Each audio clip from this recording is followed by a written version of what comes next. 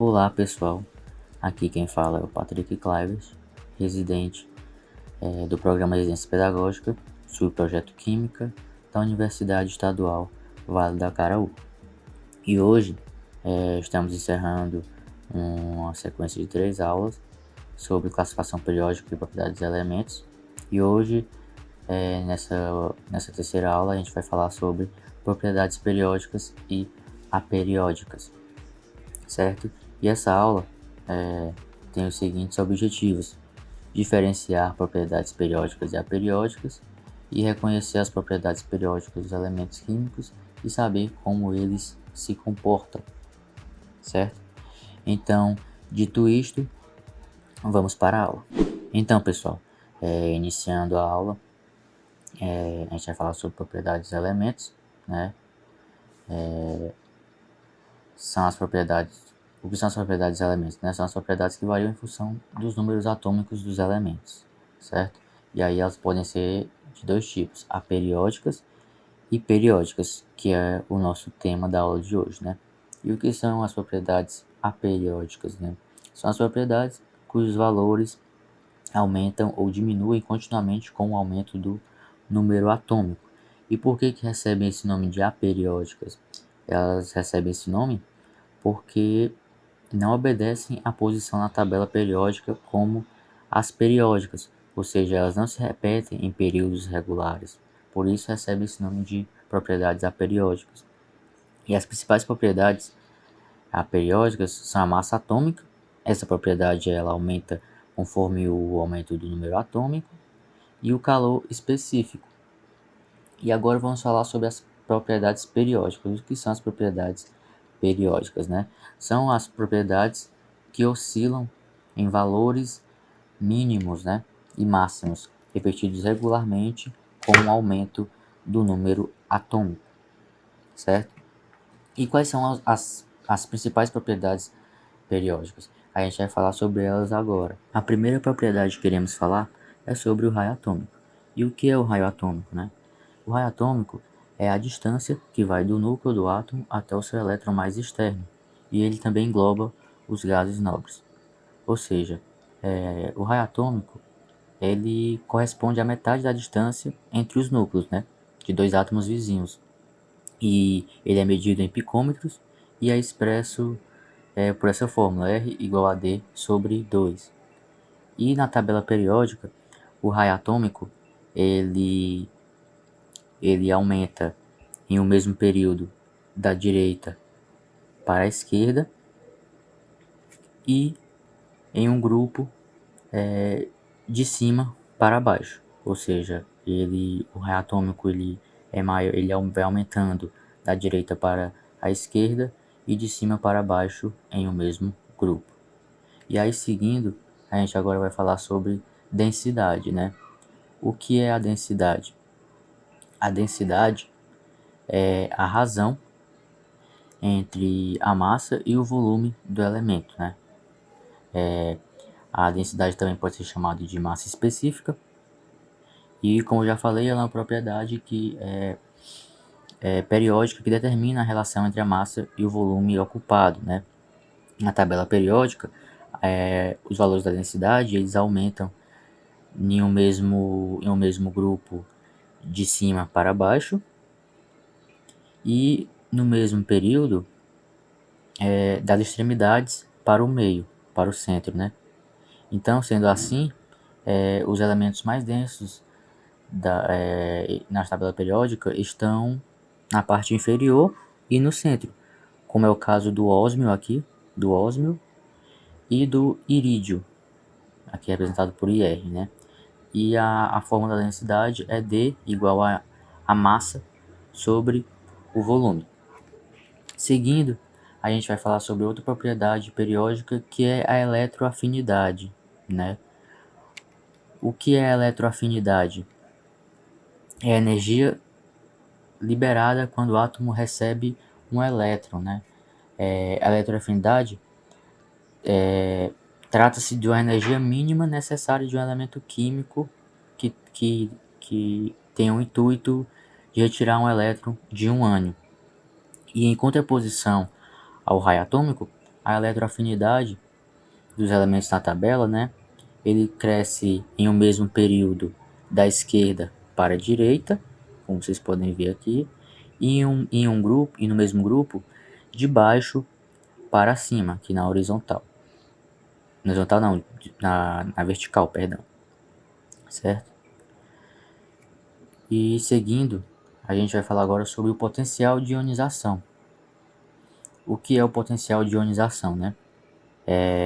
Ao contrário da eletroafinidade, o potencial de ionização indica a energia necessária para transferir o elétron de um átomo. No caso, a eletroafinidade é a energia necessária para receber, né?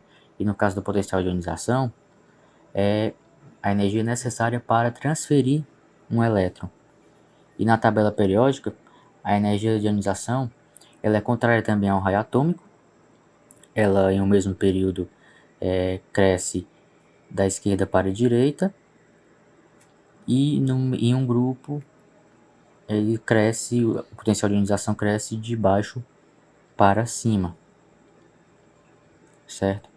Então, dando continuidade, a gente vai falar agora sobre a eletronegatividade. O que é a eletronegatividade? É a capacidade que um átomo tem de atrair elétrons, né? A eletronegatividade ela é considerada a propriedade mais importante da tabela periódica.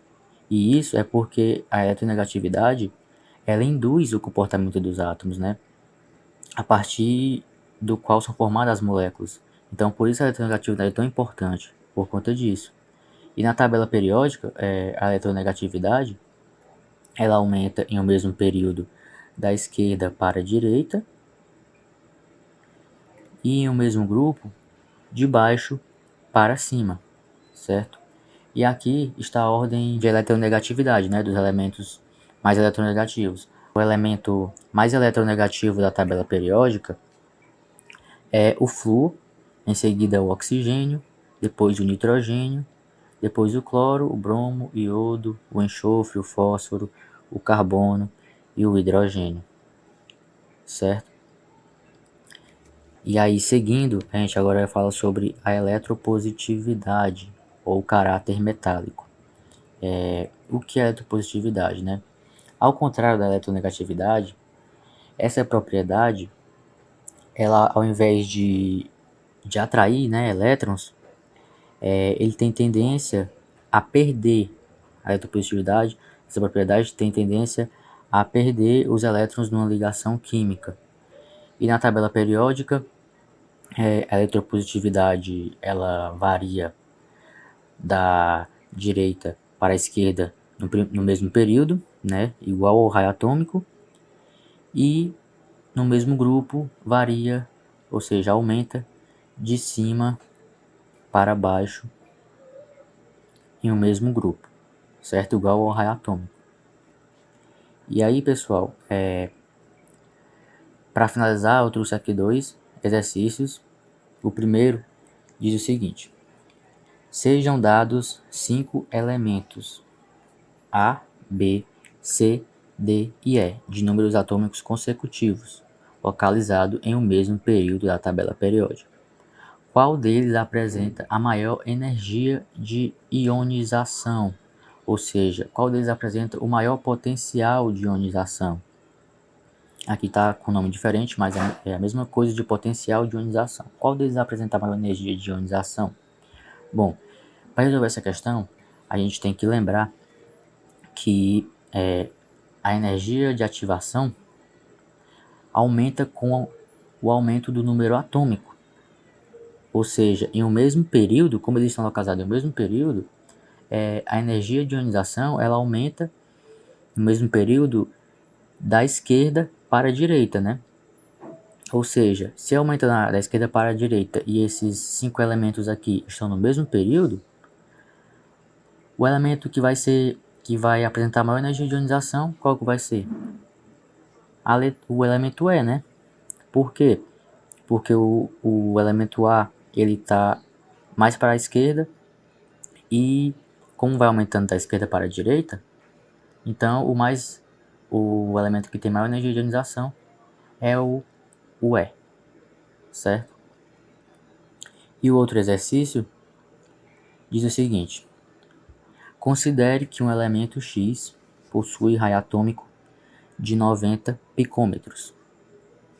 Um elemento Y possui raio atômico de 150 picômetros e um outro elemento, Z, possui raio atômico de 100 picômetros.